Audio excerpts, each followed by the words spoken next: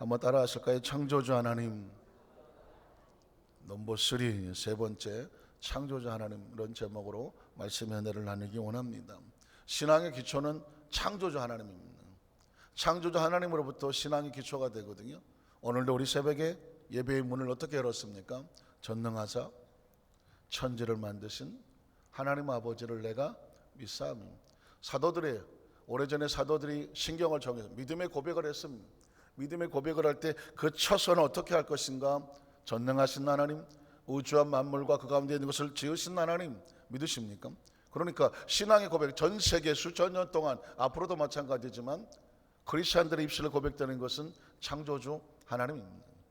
창조주 하나님에 대한 온전한 것이 없으면 신앙의 기초가 세워질 수가 전혀 없다는 것이죠. 그 하나님은 무에서 유를 창조하셨습니다. 창조 자체가 무에서 유라는 것이죠. 그 하나님은 우리가 살 수 있는 3차원의 시간과 공간을 지으셨습니다. 엄청난 의식입니다. 동물들은 전혀 알 수 없는 것이죠. 우주라고 하는 것은 무엇과 무엇으로 이루어졌다? 시간과 공간으로 이루어졌습니다. 저와 여러분이 살아온 삶의 그 흔적들을 시간의 흐름이라고 말하는 것입니다. 우리가 살고 있는 이 몸의 모든 움직이는 것은 공간이 있기 때문에 살아가는 것입니다. 그리고 그 모든 것들은 어떻게 지어졌을까요? 말씀으로 이루어졌습니다. 그러니까 이 말씀에 대한 인식을 할 수 있다는 것만 해도 엄청난 것이죠. 다른 종교들도 말씀을 합니다. 강의를 하고 강론을 하고 교육을 합니다. 재밌는 것은 요즘도 보이나요? 여름 성경학교를 교회에서 하니까 불교 무슨 불경학교, 여름 불경학교도 하고, 성가대가 있다가 보니까 불가대도 있고, 어쨌든 교회에서 하는 것들을 불교에서 많이 시스템을 갖다가 쓰는 것을 보게 됩니다. 아마도 이제 여러 가지만은 우리가 사도신경하면 반야신경하고 그런 것 할 것 같아요. 어쨌든 간에 그 하나님께서 우리 가운데 말씀으로 역사하신다. 여러분, 말씀 앞에 서시는 것이 얼마나 감사한지 모릅니까? 말씀을 선포하시니 그대로 되더라. 근데 그 말씀은 무의미하지 않습니다. 어떤 말을 하려고 할 때 여러분 어떻게 할까요? 그냥 입에서 나오는 대로 막 합니까?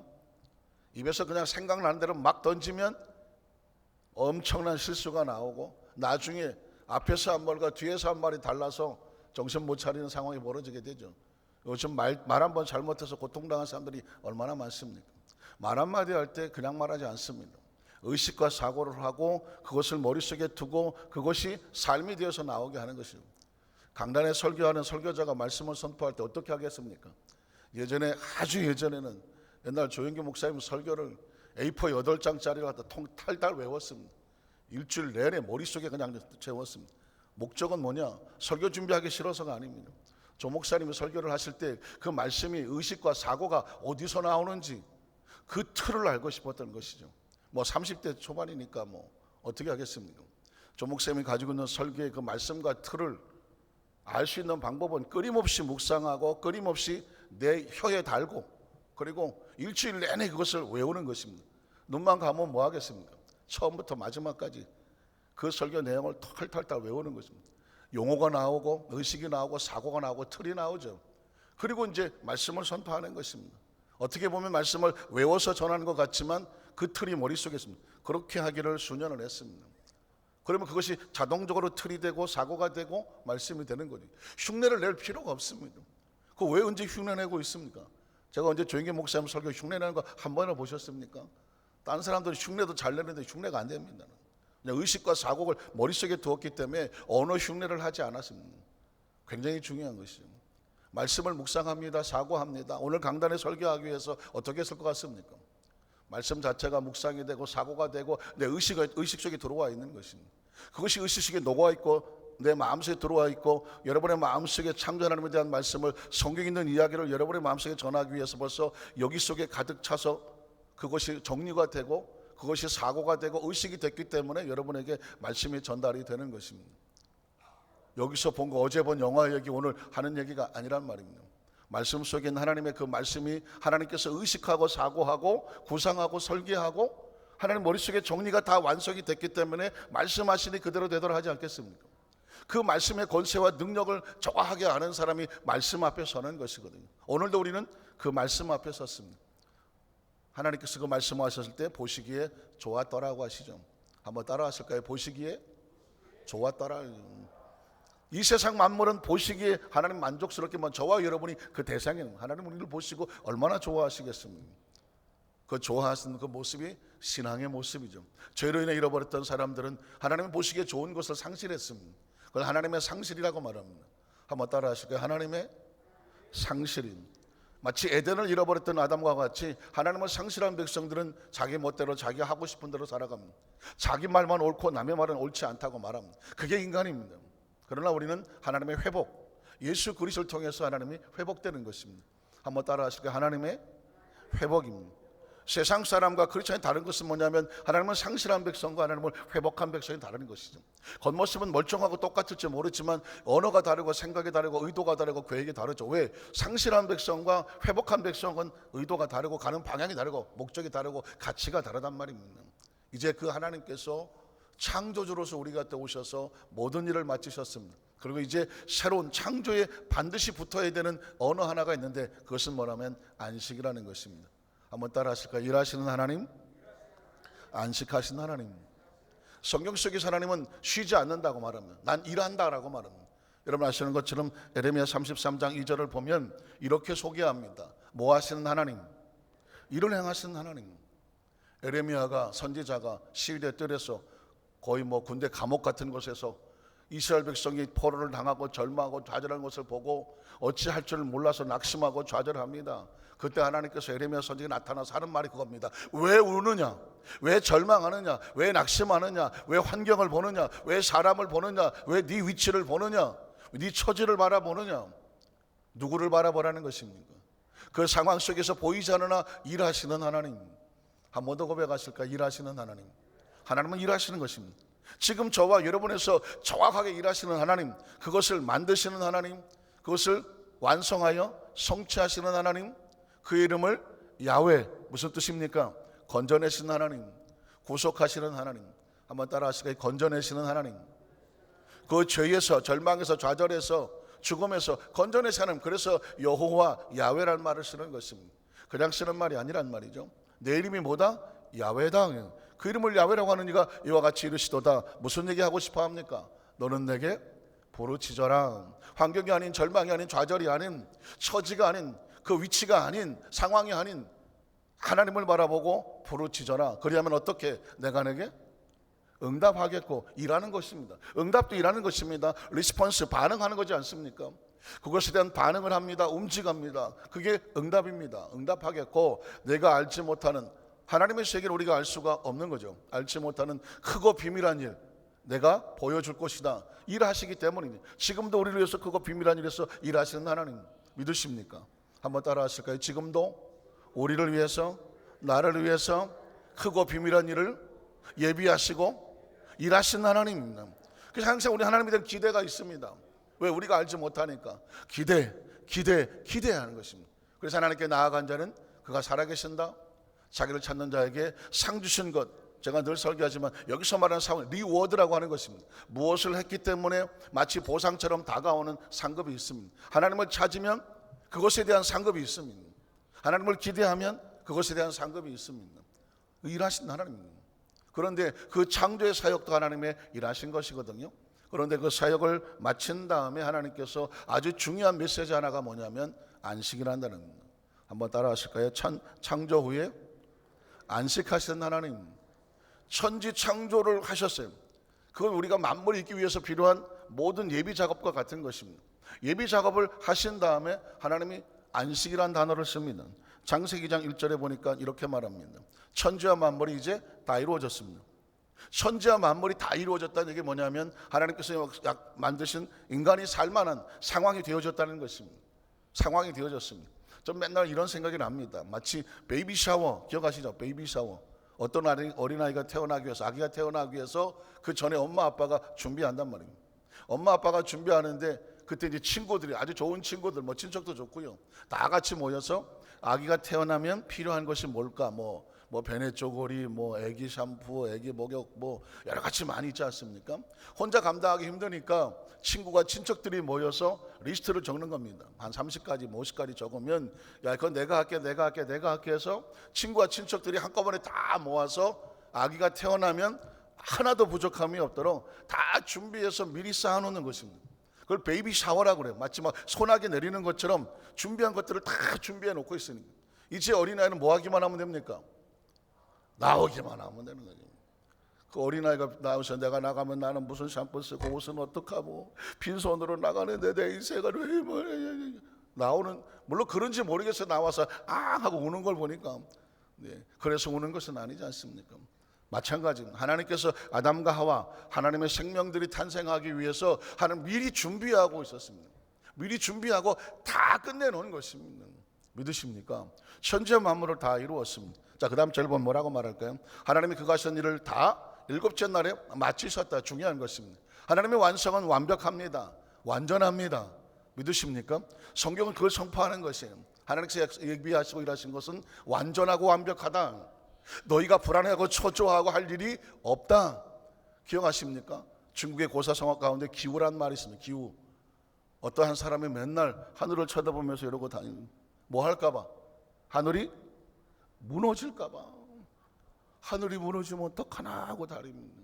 그건 왜 그럴까요? 그 얘기를 가만히 생각해 보니까 하나님의 창조의 능력을 못 믿는 거죠.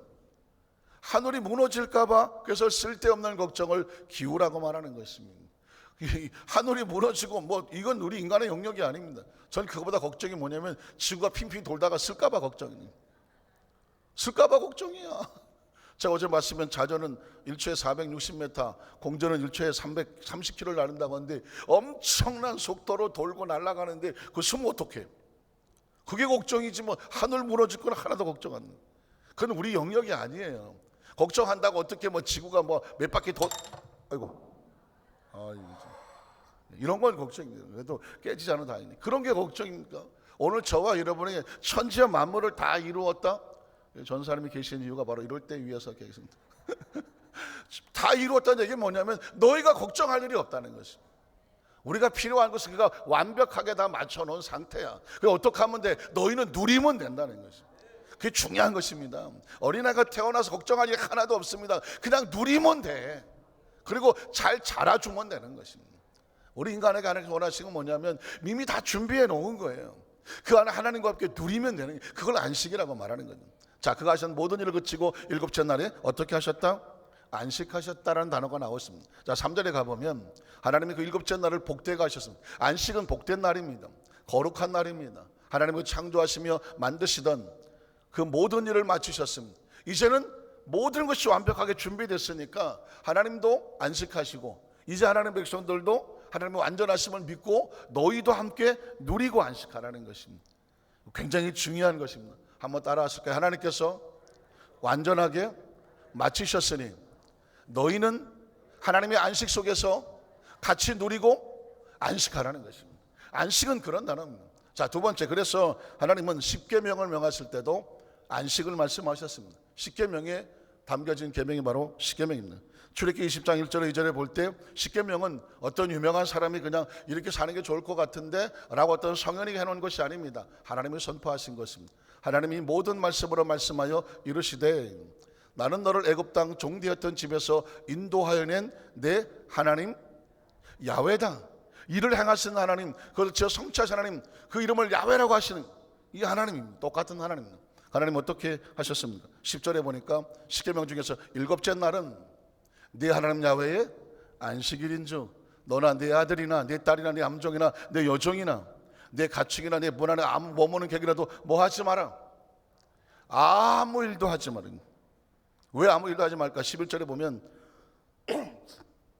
이런 여세 동안에 나 야훼가 하늘과 땅과 바다와 가운데 모든 것을 만들고 일곱째 날에 쉬었기 때문입니다.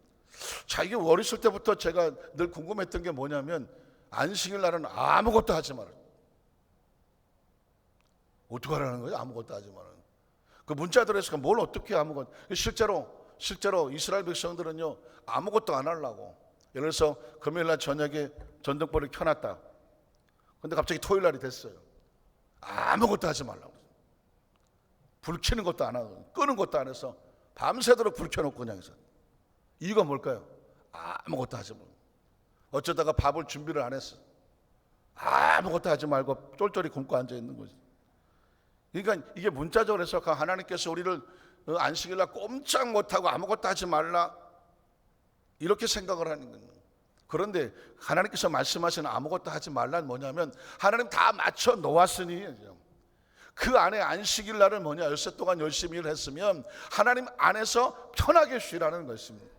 하나님 안에서 그 주시는 평안을 누리라는 것입니다. 그걸 어떻게 누립니까? 예배하면서, 하나님 앞에 나오면서, 염려와 근심이 있으면 하나님께 부르짖어 기도하면서, 그 한 열세 동안 있었던 모든 것에 감사하면서 하나님께 영광을 돌리면서 하나님 안에서의 자유와 평안을 얻어서 충전해서 또 나가서 열세 동안 일할 수 있는 힘을 얻는 것이 뭐냐면 하나님의 안식하는 날이라는 것입니다. 그걸 아무것도 하지 말라고 해서 뭐 불켜놨으니까 끄지도 못하고 뭐 아무것도 움직이지 마라, 이런 의도가 아닙니다. 의도가 뭐냐? 안식은 뭐냐? 글자 그대로 누리는 것입니다. 굉장히 중요한 것이죠. 그럼 우리가 왜 아시는 것처럼 안식일은 구약시대 보면 토요일날로 되어 있는데 왜 신약시대는 주일로 말하는가, 주의 날이라고 말하는가? 여러분 아시겠지만 예수님이 부활하신 날이 안식 후 첫날입니다. 문자적인 안식이 토요일이었다고 하면 우리에게 진정한 안식을 주는 것은 예수 그리스도의 부활이거든요. 안식 후 첫날, 예수님도 안식일 날 부활하지 않더라고요. 안식 후 첫날 예수 그리스도가 부활을 합니다. 오순절 마가다락방에 성령이 강림하신 날도 50일째 되는 날, 77이 49, 안식 후 그 다음 날 50일째 되는 날, 안식 후 첫날 성령이 강림하십니다. 그래서 그 초대교회는 안식 후 첫날 탄생을 하고 초대교회 사람들은 언제 모였느냐? 안식 후 첫날 모였습니다. 그리고 그날을 무슨 날이라고 불렀냐면 주님의 날이라고 불렀습니다. 주께서 부활하신 날, 그리고 주의 성령이 임하신 날. 초대교회는 성령이 이끌어 가셨으니까 성령의 역사를 따라서 그들은 모일 때마다 안식 후 첫날, 그것이 바울이 선교하면서 그는 항상 안식 후 첫날 말씀을 강론하며 사람들에게 시와 찬미와 또 애차 성찬을 떼면서 말씀을 함께 나누고 모여서 기도하면서 예배를 시작하는 것입니다. 그것이 오늘날 우리에게까지 와서 주님의 날을 우리는 하나님 앞에 예배하는 것입니다. 주님의 날은 바로 이 주님과 함께 뭐하는 날이냐? 안식하는 날입니다. 그래서 주님의 날은 이 날은 기쁘고 즐거워하세. 이 날은 주의 날. 그 찬양을 우리 기억하시지 않습니까? 여러분 그런 기쁨과 감사가 있으십니까? 그것이 바로 계명 속에 우리에게 주시는 안식에 대한 기쁨이고, 그리고 진정한 안식이 하나 있습니다. 세 번째 안식은 뭐냐면 예수 그리스도와 함께 안식하는 것입니다. 하나님이 안식하셨으니 너희도 안식하라. 안식일을 계명으로 지키면서 그날 하나님께 온전히 드리면서 너희가 하는 날이 아니라 하나님 안에서 안식하라. 이제 우리에게 영원한 안식이 있습니다. 한번 따라 하실까요? 영원한 안식. 영원한 안식은 뭐냐면 예수 안에서 그리스도 안에 주시는 참되고 끝없는 영원한 안식입니다. 자, 예수님 안에서의 자유는 뭐냐? 요한복음 15장 1절로 7절을 보겠습니다. 안식이라는 단어는 바로 여기서 나오는 것 같더라고요. 자, 우리와 하나님과 예수님과 관계를 보시겠습니까? 나는 참 포도나무요, 내 아버지는 농부다. 큰 포도원이 있습니다. 이 모든 것은 농부가 이끌어 갑니다. 그리고 그 안에 아주 좋은 포도나무가 있습니다. 그런데 그 포도나무가 나는 포도나무요, 예수님 말씀하신 거예요. 그러면 너희는 뭐예요? 가지라고 말합니다. 가지의 입장을 생각해 보십시오. 가지는 굉장히 중요한 것입니다. 가지는 뿌리처럼 양분과 수분을 끌어올리나요? 아닙니다. 가지는 줄기처럼 모든 가지를 붙잡고 있나요? 아닙니다. 가지는 줄기에 뭐 하고 있으면 돼요? 붙어 있으면 됩니다. 붙어서 뭐 하면 됩니까? 그 뿌리로부터 또 나무 줄기로부터 끌어올린 양분과 수분을 받아서 아름다운 꽃과 열매를, 잎사귀를 맺으며 누리기만 하면 되는 거예요. 이게 안식이라는 것입니다. 우리의 삶의 모습이 그렇습니다. 우리 스스로 창조가 됐나요? 우리 스스로 운명을 책임지고 우리 스스로 여기까지 자라게 했나요?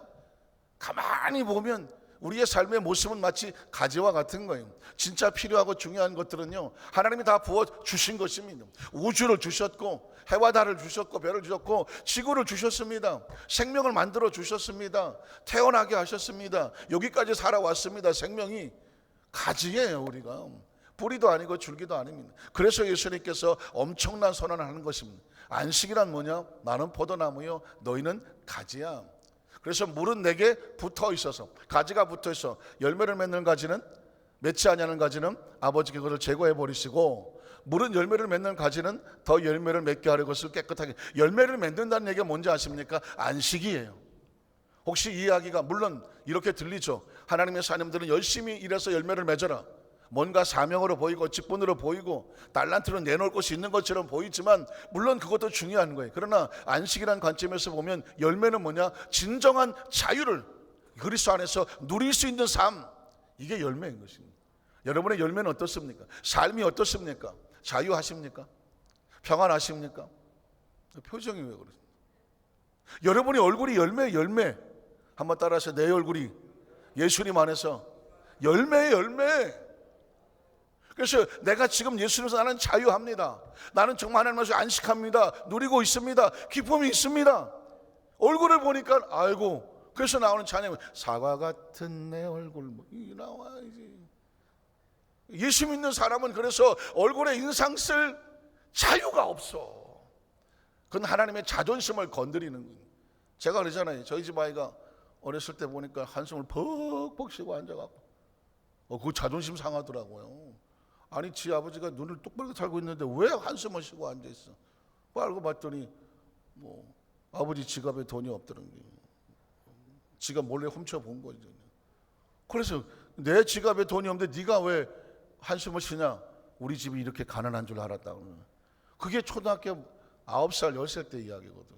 그 얘는 자기 상황 속에서 아버지가 지갑에서 뭐 1불 2불을 주고 그걸로 물건을 사고 하다가 어느 날 보니까 지갑을 지가 뒤져보니까 돈이 없어. 그러니까는 지가 인상을 쓰고 앉아. 이제 우리 집은 가난해서 아무것도 살고. 그래서 제가 할 수 없이 마켓에 가갖고 카드라는 것을 얘가 처음 맛보게 해줬던 거 아닙니까? 카드로 물건을 사고 카드를 딱 계산하고 얘가 눈깔이 이만해갖고 그건 뭐냐고. 그래서 이건 카드라고 하는 거거든요. 그건 어떻게 하는 거냐고. 이건 카드로 하면 현찰 대신 플라스틱 머니라 그래서 이걸로 계산할 수 있다. 뭐라 그러겠습니까? 이놈의 자식이 그거 하나 달라고 그러는. 초등학교 때. 그래서 저는 아이를 보면서 우리의 모습을 보는 거. 하나님 앞에서 하나님 지금 죽었어요. 그래서 왜 그러니까 하나님 지갑에 돈이 하나도 없어. 하나님에 대한 기대를 잃어버리니까 실망하고 낙심하고 좌절하는. 가지는 줄기하고 뿌리를 믿고 가지는 춤을 추는 거예요. 가지는 그냥 열매 맺고 꽃 피고 하면 되는 거예요. 가지가 뭐 땅바닥에 처박혀갖고 물을 끌어올리고 이건 우리 영역이 아니라니까요. 그 양분과 수분과 생명은 우리 영역이 아니에요. 예수께 우리에게 주신 것은 뭐예요? 너희가 예수님 안에서 자유하고 평안하게 누리는 것을 보았으면 좋겠다는 것입니다. 그런 열매를 얼굴에 나타내고 삶에 나타나는 것이에요. 어차피 뭐 부자든 가난한 사람 하루 세끼 먹는 건 똑같고 어차피 사는 모습은 그나저나 같아요. 오십시오. 우리 아버지 장관 안 된 게 얼마나 감사한지 진짜 그냥 뭐 하나 되려고 하면 난리가 납니다. 계속 읽어볼까요? 깨끗하게 하시느니라. 너희는 이미 내가 일러준 말로 깨끗해졌어. 이미 가지야. 깨끗해졌으니 어떻게? 내 안에 거하라는, 내 안에 거기서 누리면 되는 거예요. 나도 너희 안에 거하리라. 가지가 포도나무에 붙어있지 아니하면 스스로 열매를 맺을 수 없음 같이 너희가 스스로 할 수 있는 게 없어. 너희도 내 안에 있지 아니하면 그러하리라. 나는 포도나무에 너희는 가지라. 그가 내 안에 내가 그 안에 거하면 사람이 열매를 많이 맺나니 나를 떠나서 너희가 아무것도 할 수 없다. 그러니 가지가 뭘 해야 돼? 사람이 내 안에 거하지 아니하면 가지처럼 바뀌어버리는 마르는 사람들 그것을 모아다가 풀에 던져 사는다. 염려 글씨 걱정할 수밖에 없지. 내 안에 있지 아니하면. 그래서 너희가 내 안에 거하고 내 말이 너네 거하면 무엇이 원하는 대로 구하라. 그리하면 이루리라 하니 기도로 연결되어 있는 것입니다.